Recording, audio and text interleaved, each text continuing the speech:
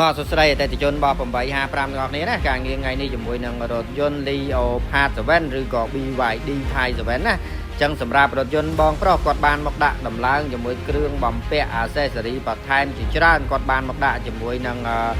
កបាំងផុកការពារសាច់ផុកសាច់គ្រួហើយនឹងគាត់បានមកដាក់ជាមួយនឹងកបាំងការពារកង់ខាងក្រោយដំឡើងកែមកង់ឡើងខ្មៅរលោងកែមកង់ធំណាចឹងដូចនៅក្នុងវីដេអូនេះហើយសម្រាប់តទឹកគ្រឿង accessory អីហ្នឹងយើងដាក់បំពាក់តម្រូវត្រូវមាច់តម្រូវត្រូវតាមម៉ូដែលសេរីឡានអញ្ចឹងណាអត់មានចត់កែច្នៃស្វានចោះអីទេហើយក៏បងប្រុសគាត់បានដាក់ដំឡើងជាមួយនឹងជើងអស់បតុយសដោងខាងក្រោយដើម្បីការពារទុកកង់ខាងក្រោយហើយសម្រាប់ជើងអស់បតុយសដោងនេះក៏យើងចាប់តម្រូវតាមម៉ូដែលឡានមាច់ដែរអត់មានចោះអត់មានស្វានអត់មានកែជើងដូចគ្នាចឹងសម្រាប់បងៗដែលគាត់មានតម្រូវការណាជាមួយគ្រឿងតុបតែងសម្រាប់រថយន្ត BYD អាចចាក់តងមកបានអរគុណច្រើន